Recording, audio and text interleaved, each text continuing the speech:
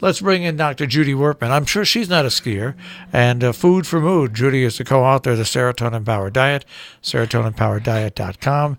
And Simon loses his tummy. Good morning, Dr. Wurtman. Tell me you're not a skier. You deal with him, Judy. I can't. I'm not a skier, but I used, and I agree with you about winter. It's horrible.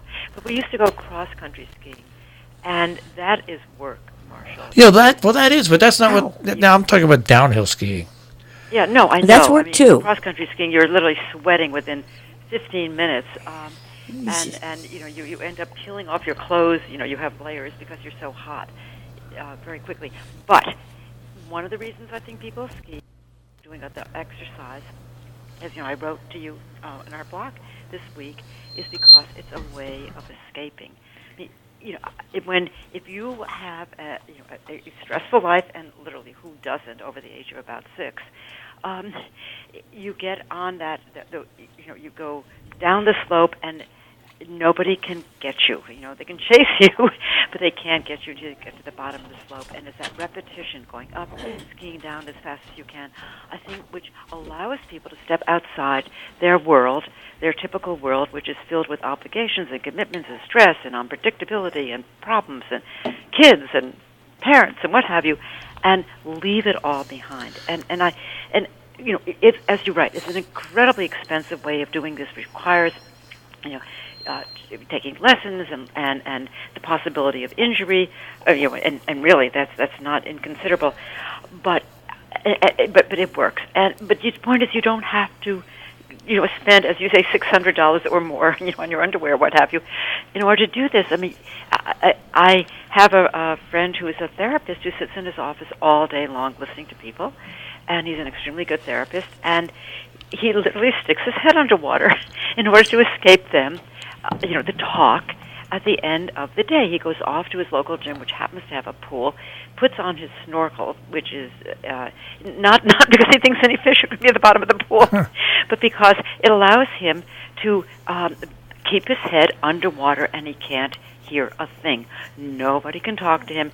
He uses the exercise as an escape. I mean, you can do it simply by, going to another friend of mine, going to, your exercise machine, or going to a gym and putting on headphones, listening to a movie or watching television. I go to a gym that has, I think, 7 or 8 channels of movies, most of which are old or awful or too violent or what have you.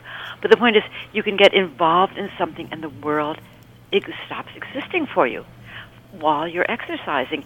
And that downtime, that you're being focused on something totally different, and they can be focused on working out with the trainer and thinking, oh my God, am I ever going to last through this hour session without absolutely collapsing in a puddle of sweat? That takes your mind off everything else. And I don't think people recognize that exercise, for all its glories, and it really does things from cognition to making our bones strong. Yeah, but that exercise really has that function, and I think if people recognize that, maybe they would do it. Because when you're finished, and the crazy thing is, you always feel less tired when you're finished than before you do. Maybe because your mental, abilities and emotional stamina has come back. It is really, a blessing that we're given in order to escape the stresses of daily life. And that, I think, is why people go skiing. I am, Judy, you know what a J-lift is? Yeah. That's the I know what it is. I used to have a very old-fashioned kind of lift. Right. They call it a T-lift or a J-lift. But anyway, it's my second time skiing at the age of 38 years old. Some kids behind me on the J-lift are going up the bunny hill now. The bunny hill. Right. They saw that I was a little concerned about the lift. So you know what they started to do? Those little kids, they started to jump up and down on their seat. Well, guess what happened to me, because I was right behind them. I got unstable, and halfway up the bunny hill, I fell off. And I was 400 and some odd pounds, and trying to get up on the bunny hill, 400 and some pounds on skis, and then I lost one of the skis to boot. Oh God, I can no, I. So that's why I should go see your shrink friend, because I really should talk that out. No, look. We're talking about exercise that you can do without feeling humiliated or in pain, or nobody's saying that you should, go into a pool if you don't know how to swim, or climb on a treadmill if you don't know how to regulate the speed. But it is, you can pick whatever you want, and I said it could simply be taking your dog for a walk, or just walking through a museum and walking. But the idea of being able to use exercise as an excuse for getting out of all your daily obligations is worth considering. And the other thing I think people should recognize is that in order to do it, you have to schedule it. You have to schedule it the way you might, schedule doing other things you don't particularly want to do, like your taxes. But you have to schedule it, and you don't necessarily tell people that you're doing. You put an hour, an appointment in your timer, in your cell phone or something, of reminder, this is what I'm going to be doing between 2 and 3 o'clock in the afternoon. And people want your time. No, I'm sorry, I have an appointment. If you tell people you're going to Pilates class, they're going to say, well, that's not very, very important. I'm more important. But if you make the exercise important to you and schedule it and don't necessarily tell people what you're doing, then you have that hour of tranquility. It may be sweating tranquility, but you at least get yourself out of that, the work situation. And Marshall, I don't recommend skiing for anybody in your situation, or mine either, because I'm the clumsiest person on 2 feet.